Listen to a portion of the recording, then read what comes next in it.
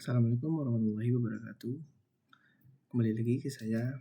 Perkenalkan, nama saya Muhammad Azandian, NIM A1H1222098. Nah, di sini saya akan membawa materi lagi tentang metabolisme, olah daya, metabolisme aerobik dan anaerobik. Nah, baiklah. Di sini saya akan menjelaskan tentang olah daya metabolisme. Apa itu metabolisme? Nah, di sini olah daya metabolisme tubuh manusia saat berolahraga aerobik dan anaerobik.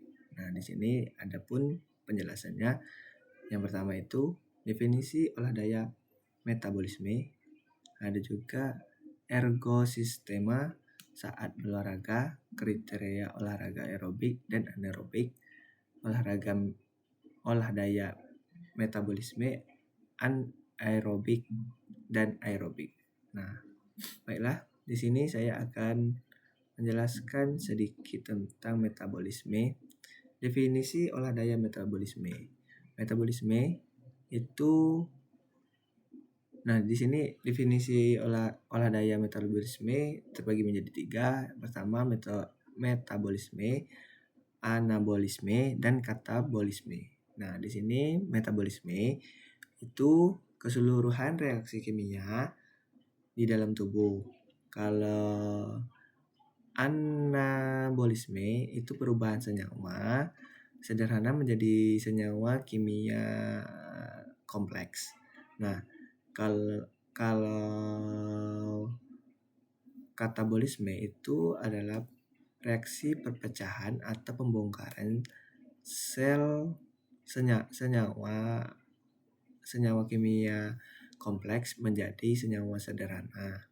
Nah, selanjutnya itu ada pun reaksi perubahan senyawa kimia, energi dan hidup manusia. Nah, di mana di tubuh manusia itu kita akan memakan lemak, karbohidrat, dan lain-lain. Nah, jadi pertumbuhan manusia itu kita akan memakan lemak. Sudah kita memakan lemak, yaitu kita akan merasa kita akan mempunyai energi yang dinamakan ATP, di mana ATP ini adalah mata uang energi. Nah, sudah kita melalui ATP.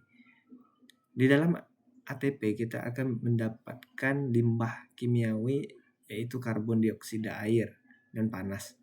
Nah, sudah kita melalui ATP, kita akan melalui metabolisme, yaitu energi gerak. Ketika kita sudah melarutkan makanan, kita akan mendapatkan suatu energi untuk semua tubuh kita bergerak. Selanjutnya yaitu ergosistema. Nah, di sini kita akan menjelaskan sedikit tentang sistem kerja atau ergosistema atau S. Ergosistema primer itu berfungsi sebagai peringkat pelaksanaan gerak atau sistem muskuloskeleton dan nerveus. Yang kedua yaitu ergosistema sekunder yang berfungsi untuk perangkat pendukung penggerakan sistem kardiorespirasi. Yang ketiga itu ada juga ergosistema tersier atau S3 sebagai perangkat pemulihan atau pemeliharaan sistem digestivus, termoregulasi dan ekspresi dan reproduksi. Nah, di sini menjalankan fungsi sebagai suatu kesatuan sistem yang digunakan tubuh untuk bergerak dan mempertahankan kehidupan. Ergosistema ini ergosistema saat olahraga. Ada juga sistem kerja S1, S2, dan S3. Ada juga fungsi dasar, sistema atau sistem, anatomical fitness, yaitu organ tubuh, physical fitness, yaitu kualitas tampilan dari kemampuan fisik dan keterampilan teknik. Nah, selanjutnya ada juga kriteria olahraga aerobik dan anaerobik. Nah, di sini kita akan definisikan olahraga aerobik itu apa dan anaerobik itu apa. Olahraga aerobik adalah aktivitas gerak yang meningkatkan detak jantung dan pernapasan seseorang dalam jangka waktu yang relatif panjang atau lama. Sedangkan olahraga anaerobik merupakan gerakan yang melibatkan aktivitas intens dalam waktu singkat. Nah, intensitas dan durasi menentukan kriteria olahraga aerobik dan anaerobik.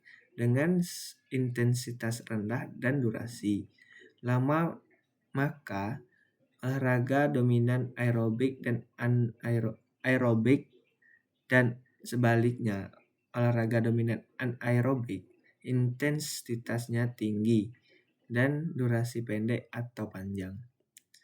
Nah, pembentukan oksidan dan asam laktat, aerobik, anaerobik laktat, laktasis, anaerobik alatasid, jenis serabut otot, otot merah dan otot putih, serta bagian tipe otot. Selanjutnya yaitu olah data metabolisme aerobik dan anaerobik. Olah daya anaerobik dan anaerobik adalah mekanisme penyediaan daya, energi atau tenaga melalui proses perubahan senyawa kimia untuk menghasilkan gerak. Yang kedua yaitu setiap aktivitas gerak selalu dimulai dengan olah daya anaerobik dan akan diikuti olah daya aerobik. Yang ketiga, ketidakmampuan aerobik mengimbangi anaerobik akan menghasilkan zat kelebihan atau yang disebut asam laktat. Yang keempat, olah daya aerobik lebih besar daripada olah daya anaerobik pada pemulihan. Oleh karena itu, olah daya aerobik hanya akan meningkatkan apabila olah daya anaerobik meningkat. Nah, di sini juga ada pun peran hubungan olah daya terhadap olahraga aerobik dan anaerobik. Di sini juga dijelaskan tentang peningkatan gerak, ergosistema, olah daya, olahraga, waktu dan jarak atau meter. Nah, di sini ada pun pelaksanaan ada juga S1, lanjut lagi ke aerobik akan meningkatkan 100%. Nah, di sini juga ada pendukung yaitu S2 masuk ke aerobik yang menghasilkan 0%, yang merangsang 30%.